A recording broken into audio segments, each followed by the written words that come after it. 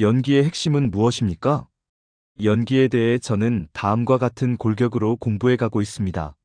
12지 연기, 부파불교의 업감 연기, 중관의 팔부중도 연기, 유식의 아레야 연기, 열애장 연기, 화엄의 법계 연기. 이 연기설이 이렇게 변화하는 과정에 대해 알고 싶습니다. 특히 화엄의 법계 연기에 대해 알고 싶습니다. 초기 불교든 아비달마든 중관이든 유식이든 화엄이든 연기의 본질이 달라질 수는 없습니다. 연기의 핵심은 의존성입니다. 초기 불교와 아비달마의 12지 연기는 시간의 흐름에 따라 삶과 죽음을 되풀이하는 중생의 삶에 대한 연기적 조망입니다.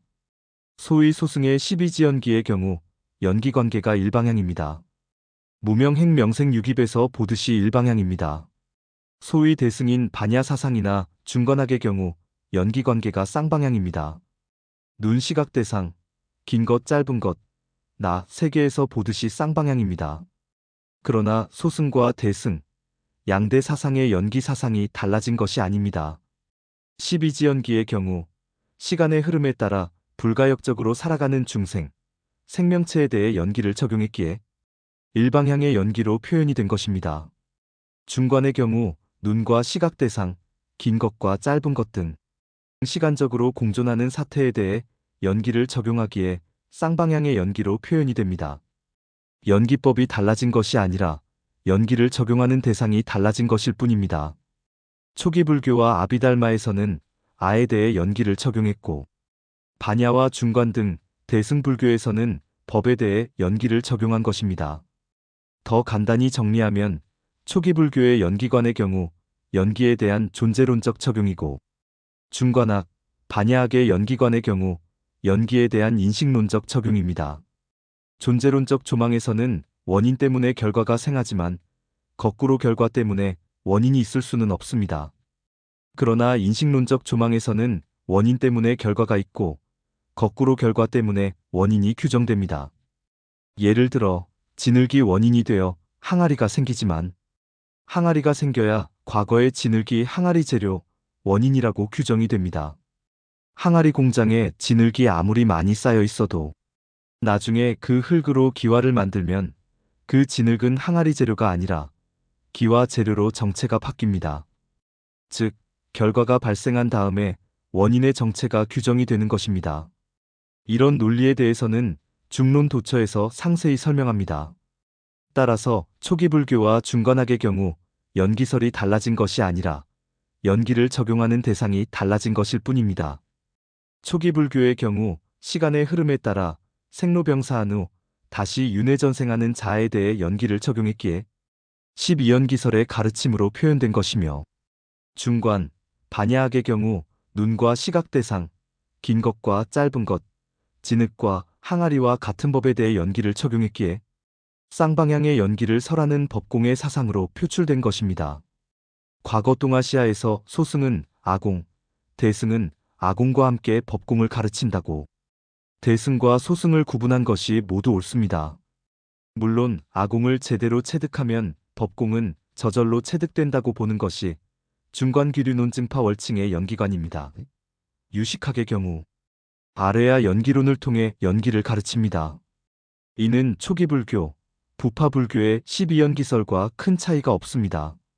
다만 윤회에 대해 보다 구체적으로 설명하기 위해 아레야식을 도입한 것일 뿐입니다. 대승기신론의 열애장 사상 등의 연기설에서는 물과 파도의 비유로 연기를 가르칩니다. 심한멸문으로 규정되는 물은 중관학의 공성에 해당하고, 심유전문으로 규정되는 파도는 유식학에서 가르치는 마음이 창출해낸 만법에 해당합니다. 심한멸문은 연멸에 해당하고 심유전문은 연생에 해당합니다. 따라서 열애장 사상의 연기설은 연기 그 자체에 대한 설명이 아니라 연기에 대한 메타적 조망이라고 볼 수 있습니다. 화엄의 법계 연기는 중관학, 반야학의 법공 사상과 맥을 같이 합니다. 예를 들어 나는 학생에 대해서는 교수이지만 아들에 대해서는 아버지이고 부인에 대해서는 남편이고 배고픈 사자에 대해서는 고기 덩어리이고 우리 집의 바퀴벌레에 대해서는 당장 밟아 죽일 수 있는 괴물입니다. 또 적군에 대해서는 무기이고 화학자가 볼 때에는 탄소, 수소, 산소, 질소, 칼슘의 복합체일 뿐인 물질입니다. 따라서 나의 진정한 정체는 교수도 아니고, 아버지도 아니고, 남편도 아니고, 고기 덩어리도 아니고, 물질도 아닙니다. 다시 말해 나의 실체는 공합니다. 이는 반야, 중관에서 가르치는 절대 부정의 조망입니다. 그러나 거꾸로 보면 나는 아버지가 될 수도 있고, 남편이 될 수도 있고, 물질이 될 수도 있습니다. 다시 말해 나는 모든 것이 될 수 있습니다. 이는 화엄에서 가르치는 절대 긍정의 조망으로 일직일체라고 표현됩니다. 나라는 하나가 곧 모든 것에 해당한다는 말입니다. 그러나 학생에 대해서는 나는 반드시 교수입니다. 또 아들에 대해서는 나는 반드시 아버지입니다. 마치 긴 것이 있어야 짧은 것이라는 생각이 발생 가능하듯이 교수나 아버지라는 규정 모두 원래 그런 것이 아니라 상대방에 맞추어 연기하는 것입니다. 화엄에서는 모든 것이 될 수 있다는 절대 긍정을 통해 연기법의 연멸을 가르치고, 반야, 중관에서는 그 어떤 것도 아니라는 절대 부정을 통해 연기법의 연멸을 가르칩니다. 화엄의 법계 연기는 사사무의 연기라고 합니다. 사사무의 연기는 일직일체, 일체즉일로 표현됩니다. 풀이한다면 하나가 곧 무한이요, 무한이 곧 하나다 라는 의미입니다. 그런데 위에서 교수, 학생 등등의 예에서 보듯이 이 역시 의존성이라는 연기의 법칙에서 도출된 명제이며 연멸인 공의 경지를 절대 긍정의 표현을 통해 나타낸 것일 뿐입니다. 어떤 개념이든 곰곰이 생각하면 그 테두리가 무너집니다. 이것이 화엄의 법계 연기입니다. 반야심경의 색즉시공 수상행식 역부여시의 경문을 이용하여 반야중관과 화엄과 선불교의 연기가 모두 한맛이라는 점에 대해 설명해 보겠습니다. 불교에서는 색, 수, 상, 행, 식의 오온을 말하는데 오온 각각에 대한 이해가 쉽지 않습니다. 그 이유는 오온 각각이 분리되어 있는 것이 아니기 때문입니다. 눈앞에 볼펜 한 자루를 들 때 그것은 색이기도 하지만 불고불락의 수이기도 하고 볼펜이라는 이름이 붙은 상이기도 하고 나의 주의력을 집중하는 행이기도 하고 나의 안식에 나타난 식이기도 합니다. 비단 볼펜뿐만 아니라 이렇게 세상 만물은 색수상행식의 오온을 모두 갖추고 있습니다. 이는 하나 속에 모든 것이 들어있다는 일중일체, 하나가 곧 모든 것이라는 일직일체의 진리로 화엄의 사사무의 연기입니다. 또 반야심경에서 색즉시공, 공즉시색 수상행식 역부여시 라고 가르치는데 이는 다음과 같이 정리됩니다. 색공, 수공, 상공, 행공, 식공, 이는 반야중관의 연기관입니다.